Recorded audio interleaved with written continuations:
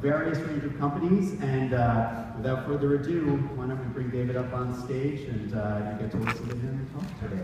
Thanks, everyone. Welcome, David. Thank you, Matt. Thanks very much. So I started writing this book because I was thinking about a challenge that I see in so many industries. Really, every business, whatever industry you're in, every business that was started before the internet faces a challenge today how to adapt and transform to compete and thrive in a increasingly digital economy. And this is really a very different challenge for these existing businesses than for what is the needs of a startup that's digital first, going from scratch in this environment.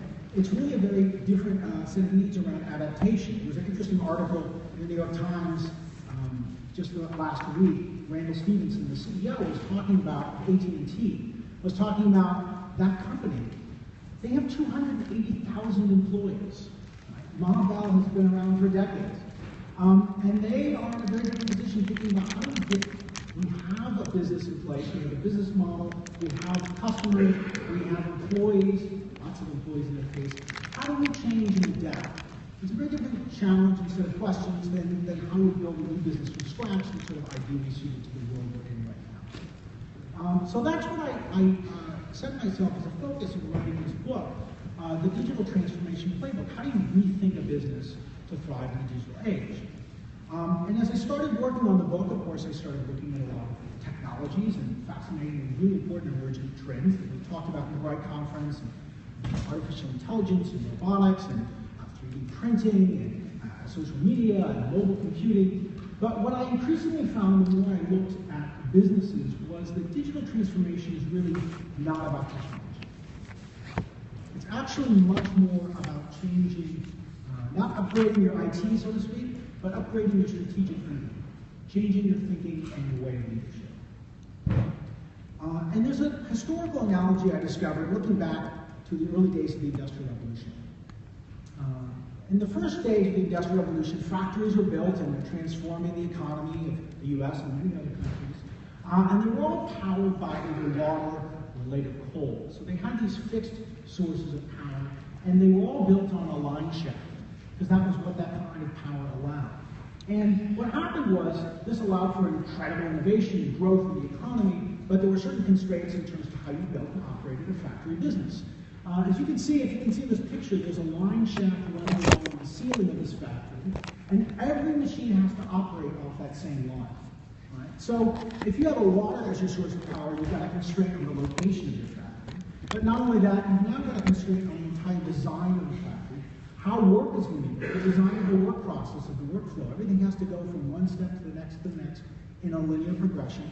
And you have limits also on the size, for example, because at a certain point, the line shaft is no longer moving power efficiently if it went too long. And so these businesses have been built and grew up within this certain environment. And then what happened was, at the late 19th century, electrification happened and allowed for a completely different approach to manufacturing. Now, every piece of the factory could be powered independently. And this changed where the factories could be. It changed the size. There were no longer size limits on how big a factory could be. It changed the entire possibility of workflow and the way that pieces of work would be done and connect with each other. Now, instead of just a line, you can have something like a tributary system of rivers, different pieces coming together, different parts of work being developed and then brought together to form a product. But the actual challenge was not about the electricity. This technology suddenly made this possible. But the real challenge was the existing companies. They couldn't get their heads around it. They were so used to, this is how you build, this is how you run a factory. And they couldn't figure out how to take advantage of this opportunity. So it actually was left to the startups of the area, these electrical power companies. They would go around and they would travel and they would visit the factory and embed themselves and actually help them rebuild and redesign for free, showing them how to build a different kind of factory to help them sort of overcome these blind spots and assumptions they have. Now, if we look at the world today, I think the impact of digital technologies is even broader. If electricity transformed every aspect of manufacturing, today digital technologies are transforming every aspect of business. And so I really think we have to rethink and reassess our assumptions and our fundamental ways of thinking about really 5 broad domains of business. We have to change and look back at how we think about customers, how we think about competition, how we think about data and innovation, and value. What is our value to the market? When we think about customers, there's been a broad shift, and we've seen it in some of the companies this morning, thinking about customers in a very different relationship. Thinking of them instead of as passive targets to dynamic networks we interact with. And I talked about this in my last book, The Network is Your Customer, how we've shifted from a mass market model where value is created through economies of scale, communication and innovation was broadcast, it was a one-way direction to the customer, and influence and brands that were created by the firm. And now, of course, we've moved to a world where it is much better understood if we see our customers as a dynamic network, which we are participating in. They themselves also can reciprocate, can create value, can participate. And by tapping into that two-way possibility, we gain a very different understanding of how we build a business, how we relate to and create value with our customers. And you see this in all kinds of brands. We heard Daniel this morning talking about time. Last year, we had Aparna Mukherjee from president of Pepsi Snacks talking about their brands like Doritos. Very different products, you could say, in the space. But both of these brands realize that their brand is not something they create solely themselves. It is very much something they're thinking about. How do we engage the customers? How do we bring the stories to life through them and make them a part of the story about our products as well as we are? The second area we really have to rethink about is competition.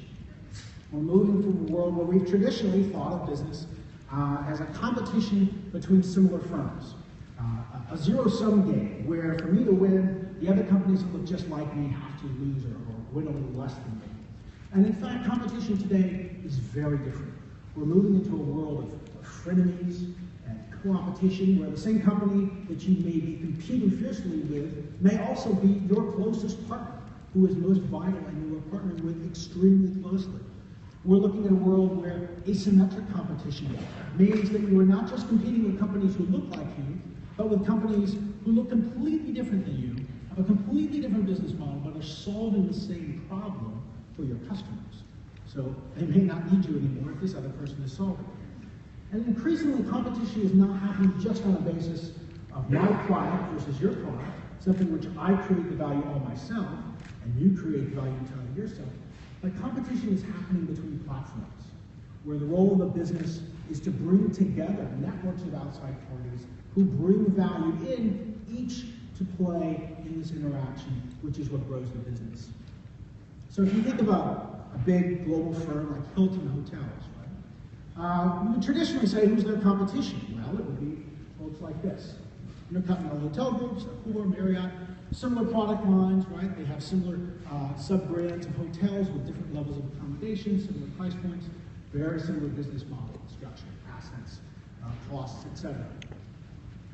Today, they have a very different kind of competitor as well, right?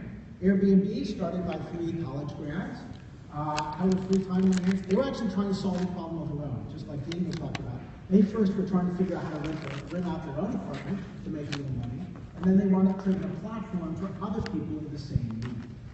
And what's happened with the story of Airbnb is a story of incredible phenomenal growth, because they've been based on a platform model. They're bringing together people who have space that they're looking to rent out, and people who are looking for a different kind of travel experience than a traditional hotel experience. And as a result, they've been able to grow at a phenomenal rate. They have over 1 million listings, from somebody's mattress or corner bedroom in their New York apartment to a castle in Scotland. But they've been able to grow with 40 million guest stays per year, reached with only a few hundred employees, because they don't own hotels. They don't hire staff who take care of the residences, right? It's all based on a platform model where they're bringing together these different parties, and it allows them to scale at an incredibly rapid pace. In fact, with the recent valuations, they're not a public company at this point, but they're being valued by investors at the same level as the Hilton and the Marriott. In fact, from my research in the book, what I've seen is the fastest growing companies today are platform companies. 8 the 10 most valuable companies in the world that were started since the World Wide Web all have a platform model very central, if not entirely, at the heart of the company. Tom Goodwin of Voss Media summed it up with his pithy comment that Uber, the world's largest taxi company, owns no vehicles. Facebook, the world's most popular media company in a certain sense, creates no content. Alibaba, the most valuable retailer, has no inventory. And Airbnb, the world's largest accommodations provider by some metrics, owns no real estate. Something very interesting is happening. The third domain that we have to rethink our assumptions about business is data. We're moving very rapidly from data being long and important part of business, but something that was really focused on operations. How do we manage and improve the operations of our business so that we can gain better insights and better margins, et cetera. Instead, data is actually becoming a source of value creation. And this requires us to gain, in many cases, a much more holistic view of our business, a much more holistic data view of our customers, and bring this to bear to create new opportunities that didn't exist before, and really seeing that data as a strategic asset. Much like a brand, your data as a business is something that you need to grow over time as an intangible asset that's going to create future opportunity. Just one example, I've seen this in healthcare and government, airlines, a lot of retail service industries who are taking this holistic view of the customer. Interesting one, I spoke with Tariq Shaukat, who's the Chief Marketing Officer of Caesars Entertainment. They own various hotels and properties, most well known though for their casinos, particularly in Las Vegas. And they have really taken what used to be data as a loyalty program, right? You get the card and you check in and make your reservation, get some points, and you go into a database. And it sort of had this very functional role. And now they've expanded it into this complete view of the customer. And they're using it to understand what drives the most important factor for them, which is how do you get people to come back just a little bit more frequently? Right? I can get you to have such a nice day, such a great time on your experience with Caesars that you will go from visiting me 1.4 times a year to 1.6 times a year. That is a huge win for the business, and that is what they're focused on. So they now can actually tell when you come in, and I'm not talking about the whales, the super affluent, gamblers flying in from Macau or something. I'm just talking about a repeat customer who's been to their property a few times in the last 5 years. If you come for a visit, they know you're a valuable relationship. And when you swipe your loyalty card to buy your food, and then you swipe it when you go to the blackjack tables, they can see if you're having a bad time with the blackjack today. They can see that your luck is really, you're on a bad streak. They don't want you to leave saying, wow, maybe I should try a different hotel next time. Maybe I should try a different casino. So they'll actually push out a message in real time based on crunching this data to a service person on the floor. And they're given a budget. And they're told, you know what, I got $50 to cheer Lisa up so that she at least feels like it wasn't a total loss today. And they have discretion. They can offer her a steak dinner, maybe tickets to a show, just do something to sort of, reach out and let her know that the company cares about her. Innovation is the fourth domain that we really have to think differently about in the digital era, as we've grown up beforehand. Because traditionally, innovation was a process really based on big bets. Big bets based on intuition and senior leadership, seniority often behind. How do you make this big decision, and it's inherently high risk, and you go for it and you see what happens. Instead, we're shifting to where innovation is much more a process of rapid experimentation. And digital technology is making this experimentation much more flexible and continuous than it's possible before. And so the role of leadership shifts from being the decider-in-chief, the person who makes the big tough calls, to the questioner-in-chief, the person who poses the right question that the business will then go out and seek to understand and find answers to. It's all about creating an organization oriented around constant learning. So a couple of contrasting examples. JCPenney a few years ago was facing a long-term decline of the department store, like a lot of sort of mid-market businesses in its category, and they're saying we really need some innovation to turn this around. We need to come up with a new direction for JCPenney. And so they took the traditional approach. They said, let's get somebody who's got a great track record and is really smart to make the big idea happen. So they brought in this guy, Ron Johnson, who had done terrific work at Target, built the Apple stores for Apple. So we really couldn't come up with a better person than this to say, we're going to come in and revamp and create an amazing new and retail experience for JCPenney. And he came in and he developed a very bold vision. We're going to change the layout of stores, we're going to change the product assortment, we're going to change the pricing. No more of this constant couponing, which devalues the brand. We're going to have everyday pricing, we're going to have more variety of brands within the store, create sort of boutique experiences. They even changed the logo and the brand name. They rolled this all out at once, right? This was not a test market. They said, this is the new JCPenney.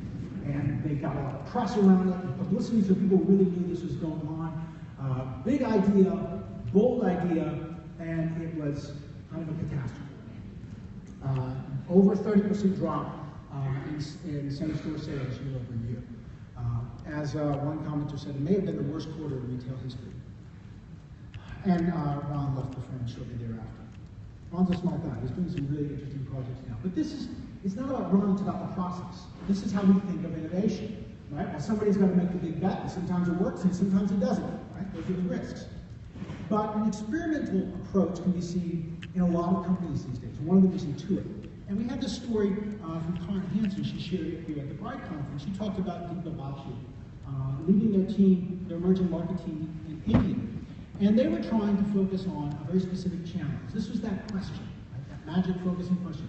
How can we help Indian farmers, as Intuit serves small businesses with financial products, and small businesses of India are predominantly farmers. How can we help these Indian farmers and raise their income 10%? Right? That's the question we're going to focus in on. And so they sent the team and they did a lot of investigating how the market worked. What they found is you have a lot of small farmers who are growing perishable products, and they take it to a market. It's difficult for them to get to a market. By the time they get there, they meet with an agent, a buyer, called them on the agent, and there was absolutely no transparency. You'd meet one-on-one, the agent would give you a price, but they would literally cover their hand with a cloth while they're speaking to you so that none of the other farmers could see what they were offering you for your products. And they very often did not even have the time or the resources to go to multiple markets because of the difficulties of travel. And so you wouldn't know if you were really getting the best price for your product. So there was incredible lack of transparency. They said there's got to be some ways we can improve this. So what they said was, here's our question. What are some possible answers? And they came up with multiple ideas. They thought one idea was, well, what about something like an eBay? Right? A buyer-seller auction, that's a great model for getting people to match up more efficiently within the market. But when they tested this in theory, the prototype, what they found was it wouldn't work. The buyers were not willing to offer a price until they actually saw the product. They said, well, it depends on the condition and the quality of the produce. So this was not the right approach. Then they tried, well, could we do a system that includes supply-side crop information? That doesn't require the buyers at all. Or have the farmers share information about what they're growing and when and where, and so you can understand what might be most in demand, what time of year. And they tried that, they presented the idea to the farmers, and they really discovered the farmers weren't sure how to act upon the information. So this is interesting, but I'm not sure I'm going to change my decisions. I said, all right, so that's probably not going to be the right approach. Then they had the third idea, was what about a text message-based system to match up buyers and sellers? So literally, you would send in a message saying, here's what I'm looking to sell right now, and other people would send in messages saying, here's what we're looking to buy today, and a matching algorithm would figure out, it doesn't know the exact price, but what's likely the best market for you to go to, where there seems to be a track record, other people are getting good prices, etc. And maybe that would be more efficient. Of course, there were assumptions in here. Could people even read the messages? Many of the farmers were illiterate. They did not build a huge system. They did not build the algorithm. Right? They had one guy sitting in an office with a whole bunch of cell phones and reams of paper, taking down orders and comments and texting people back manually, just to test the concept. And what they found was that it seemed to work. Right? They actually got the buyers to use the system. They got the farmers to use it. Everyone was happy with what they were finding. And so they moved forward with it. They actually found, by the time they had 1 million customers up on the platform, that there was a 20% increase in the income. This comes from a very different approach. Now, the key takeaway that Karen shared about this is that when you take an experiment-driven approach to innovation, you don't magically become smarter. Your ideas do not get better. The rate of your ideas failing is still the same, but they fail earlier. They fail much earlier in the process. You learn much earlier, and so the cost of that learning is much less. And so you're able to actually, for the same amount of money, test and develop and explore many more innovative ideas and figure out which ones are really going to open the door to opportunity. The last domain I want to talk about is value. And the shift from thinking about your value proposition as something static that's defined by your industry to something that is dynamic, from something that you defend with barriers to entry to something that you're looking to and expecting to continuously adapt and evolve based on the needs of the market. Where you see all this change in technology not as through the lens of how does this affect or challenge my current business, but through the lens of how does this open up the opportunities for my next business, for my next aspect and stage of my enterprise. The Metropolitan Museum of Art is a great example of an organization that's thinking this way. They've been around 164 years, and they're really starting to rethink what is the role of a museum in the digital age. Right? How does all this technology, the way we use it, all these digital behaviors, does it change the role that aesthetics, culture, history have in our lives and the way that we can relate to them? And so they did a very smart thing. They stole away one of our favorite people here at Columbia University, Sri Srinivasan, my friend who was in the journalism school for many years, and brought him to the Met to be their first chief digital officer. Really thinking about how do we experience art differently. And so they did some obvious things. He has a whole team working on this, and they built, of course, a wonderful app, a mobile app that really helps you find and discover what you need and what you're looking for in the museum, plan your trip, and sort of get where you're going. But they did much more than that. Sri's team discovered things like digital media opens up new elements of storytelling. It used to be a piece of art arrives at the museum, and it goes through months of preparation and restoration before it's put on the wall. And that was the first time anyone ever got a peek at it, right? Except for the restorers. Now this is part of the whole process. They're using video to document the story of what happens with an acquisition, how it's prepared, how you get it ready to share with the public. And they found that people are really interested in this. People all over the world are watching these videos and these stories. They're creating interactive experiences like games. This was aimed at younger visitors to the museum. Murder at the Met, so it's a mystery game where you have to figure out who done it, who did the mystery. There's a series of clues, but all the clues you find them by going to a different artwork, famous artwork like Madame X from John Singer Sargent. It's in the museum, and by actually looking deeply at and engaging with the art, you find that next step in the message. They've even done things like hackathons, where they opened up all the data they created around the artwork, and this was a performance multimedia artist in Brooklyn, actually, who created this platform. It's basically, you can go on this site and you pick a song from Jay-Z or Kanye West or Drake, and it's got a few songs loaded up, and as the song plays, it's picking out words from the lyrics, and it's searching in real time this database of all these tags and all these attributes, pulling up works of art from all over the world, from throughout history, that align with and are evoking these same themes and these same images of the lyrics of the song. And Sri talks about this as, we're a strong museum. People look to us. We're not engaged or sort of being eclipsed by other museums, but our competition is not other museums. It's Netflix. It's Candy Crush. We're fighting for attention, and so we're rethinking about what the role, the value that we can bring to our audience is in the digital era. So if we look at these 5 domains, they can really provide what I think of as a playbook for understanding what transformation may look like in any different industry, different kind of business that existed beforehand. In the book, I have some strategic planning tools for each of these 5 domains, and I have 2 more at the last chapter of the book about disruption. How do you identify disruptive business models? Because they don't all fit the traditional sort of classic theory of disruption from 20 years ago. And how do you respond? That there are actually opportunities and options to respond to those threats if you are facing one. Because, if you ask the folks in Silicon Valley, the conventional wisdom is, these old companies that started before the internet, there's no chance. They're all dinosaurs. It's just a matter of time. They're all going to die off. The Ubers will rise and replace them all.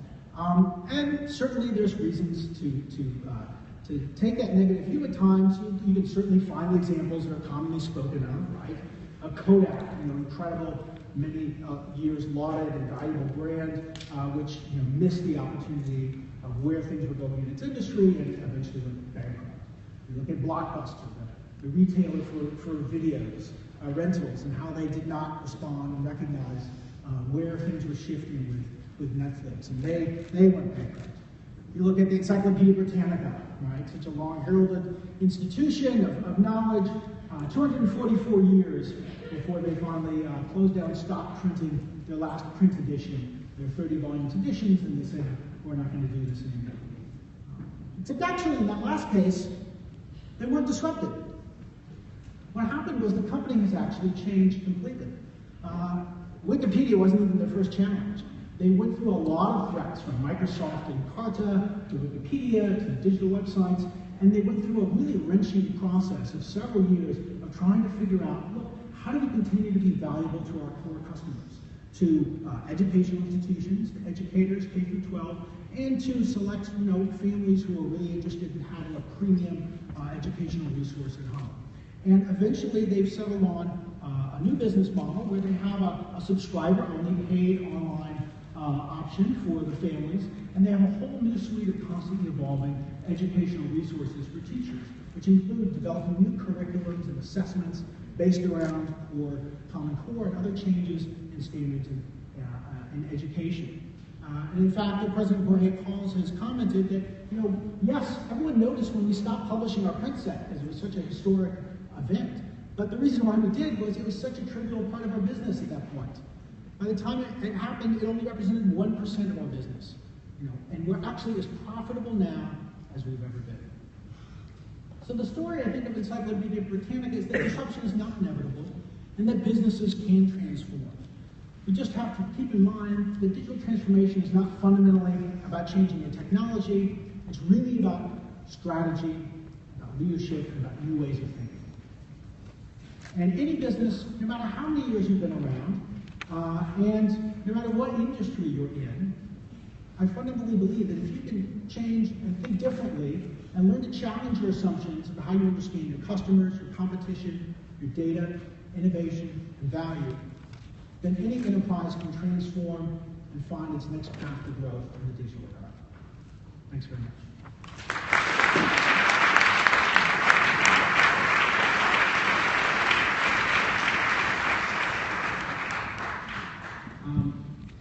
Questions?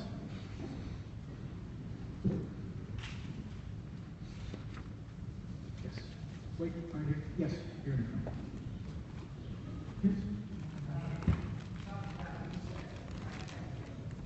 Talked about, yes. You talked about, you said the blackjack table, and he was losing, and the pit boss, had the ability to go over and give her some sort of. It's actually, the data scientist triggered the. Yes, exactly. This is a hot topic in technology. Where do the lines of privacy and technology meet?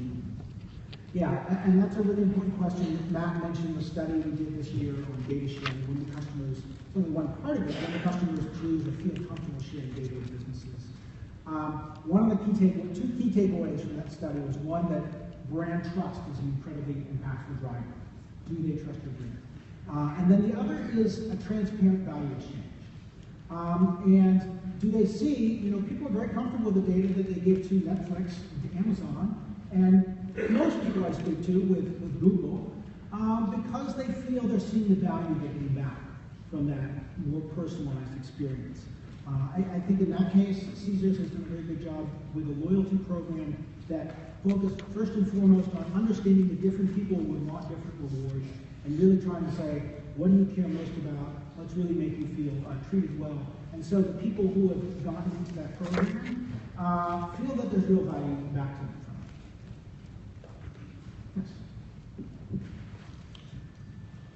I know you didn't touch on the brand repair aspect, but I would like to ask your insight on if the company is pretty sure of who they are and what they stand for, how much code, for example, but they've gone through something that really has to have them in a position where they need to do some